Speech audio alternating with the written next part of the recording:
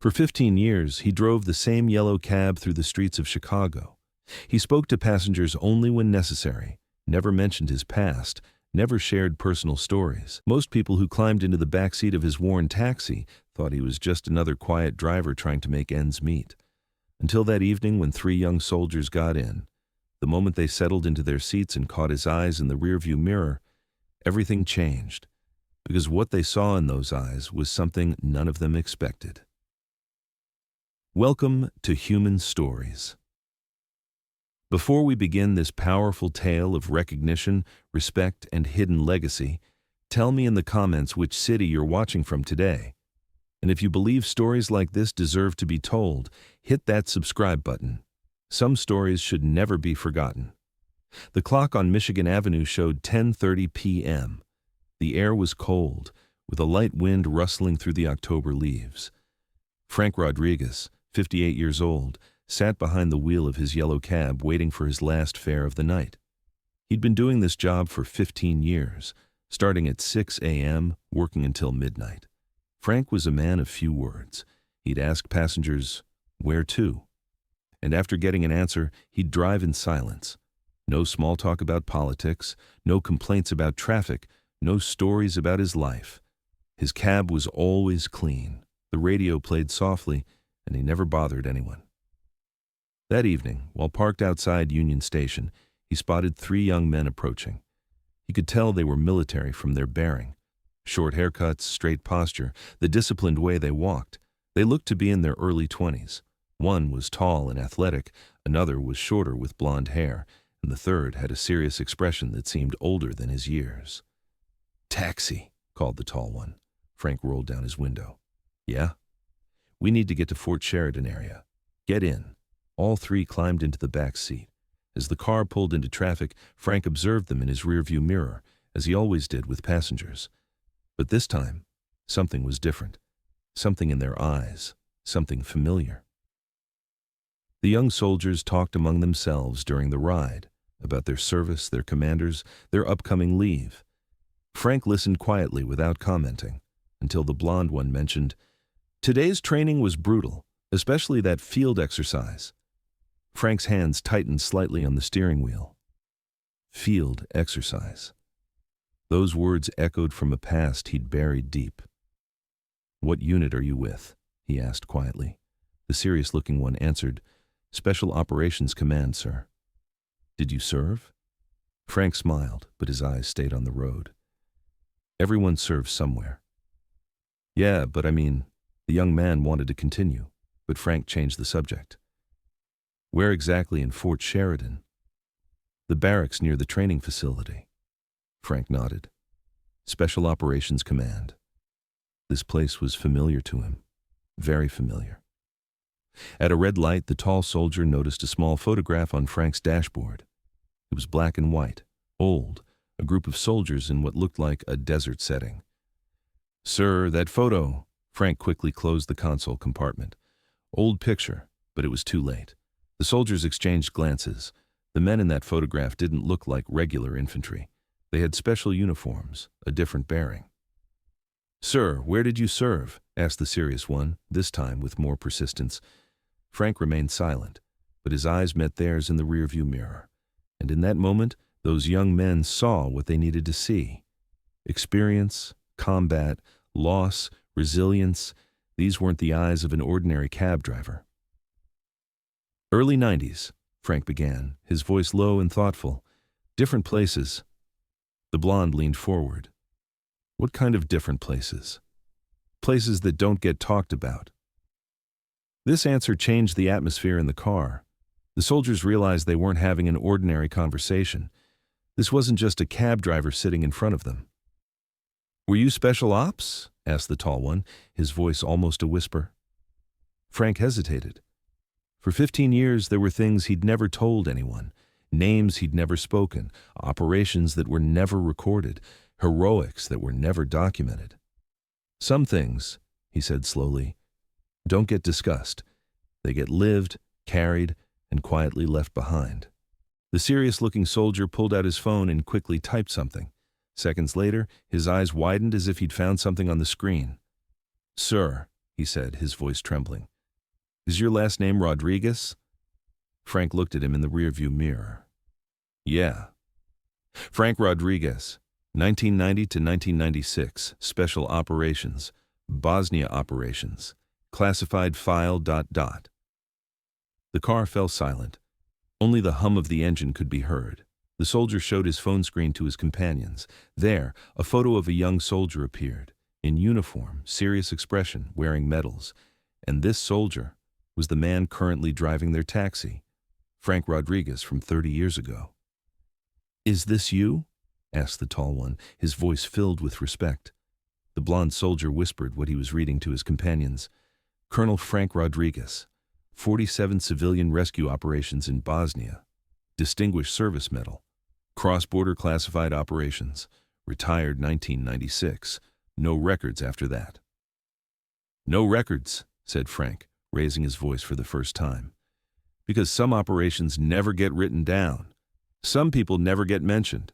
When the job's done, you quietly step back." The serious one asked, "So why are you driving a cab?" "Because," Frank smiled, "serving people never ends, only the form changes." Chapter 7. A Moment of Respect. As they approached Fort Sheridan, the three soldiers looked at each other. They weren't sitting behind just a cab driver. They were in the presence of a commander who had made sacrifices for his country that were buried in silence. The tall one said, "Colonel ... "Just call me Frank," Frank interrupted. "The rank stays in the past." "No," said the serious one with determination. "Colonel, you are our colonel, and we needed to know this." Frank stopped. For the first time in 15 years, someone had called him colonel. His eyes welled up, but he quickly wiped them before anyone could see. Chapter 8. The Farewell.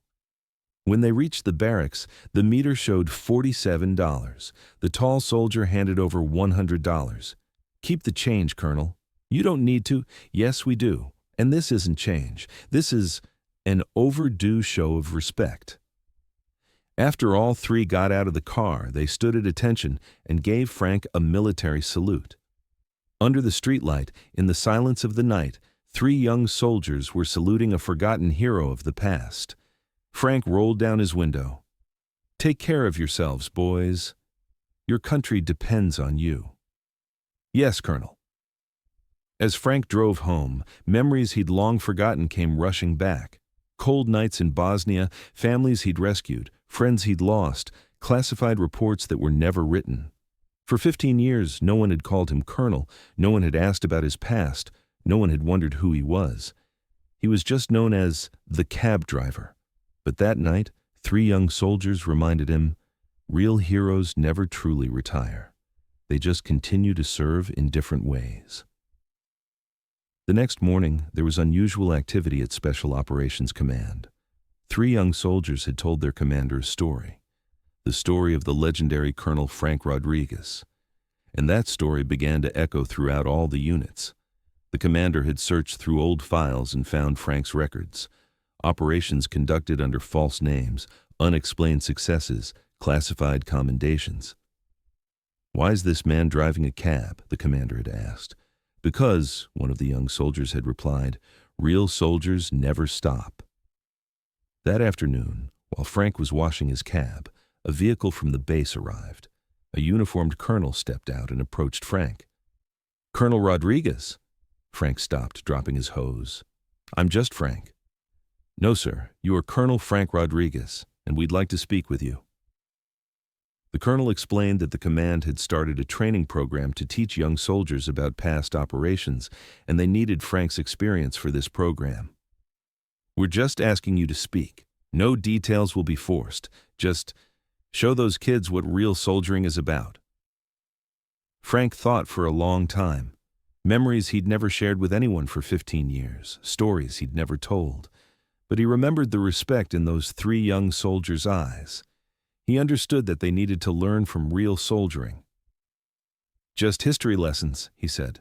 "I won't give names. I won't give operation details." "Understood, sir." "And I'm still a cab driver. That doesn't change." "Of course, sir." A week later, Frank was in the base's training hall. 50 young soldiers sat before him. Among them were those 3 soldiers. "I didn't come here to tell you hero stories," he began, "because there's no such thing as heroes. There are only people who do their duty." The hall was silent. Everyone was holding their breath, listening. Soldiering isn't taught, it's lived. It's not about collecting medals, it's about carrying responsibility. And most importantly, real soldiering is done with silence, not showmanship. Frank spoke about the spirit of soldiering without giving any operational details. Leadership, sacrifice, brotherhood, sense of duty. "One day you'll retire too," he said, "and no one will know what you did. This might seem sad to you, but remember, a real soldier fights for duty, not for recognition." At the end of the lesson, he received a standing ovation. But Frank stopped the applause and said his final words. "Don't applaud me. Applaud your comrades who are on duty right now. Have a moment of silence for them." The hall fell silent. 50 young soldiers stood in respect for their active duty comrades. From that day forward, Frank's life changed a bit. He was still a cab driver, but once a month he went to the base to teach young soldiers. He never gave details, only taught the spirit of soldiering. Among his passengers, people began addressing him as Colonel, because his story had spread, quietly, respectfully, without exaggeration. One evening, an elderly man got into his cab, about 70 years old, with military bearing. "Am I speaking with Frank Rodriguez?" "Just Frank." "I'm Robert Mitchell. In 1992, in Bosnia, you rescued my daughter from civilians under fire." Frank stopped. This was unexpected. "My daughter Sarah, she was 8 years old. You pulled her from the rubble. She's 38 now, a doctor. She has 2 children." The old man's eyes filled with tears. "I've been looking for you for 30 years, just to say thank you." That night at home, Frank pulled out his old photographs, memories he hadn't looked at in a long time. Young faces, lost friends, unforgettable moments. Maybe the time for silence was over. Maybe some stories needed to be told, not for glory, but for remembrance. He picked up his phone and called those 3 young soldiers. "Boys, I want to talk to you about something. Some people write history, some witness history, but some quietly become part of history and then disappear. Frank Rodriguez was an ordinary cab driver for 15 years. No one knew who he was and no one bothered to ask. But one night, 3 young soldiers asked, and those questions brought back a forgotten hero. Because real heroes never die, they just wait. They wait for someone to notice them, remember them, respect them. And you, have you ever seen someone like this around you? Someone who looks ordinary but carries great stories inside? If this story touched you, subscribe, share, and join us in making sure stories like this are never forgotten. Because at Human Stories, we believe the most powerful stories are inside the quietest people. See you in the next story. And remember, if you ever see an elderly cab driver, don't just ask where to, maybe ask, how are you? Because behind that silence, there might be a story you need to hear.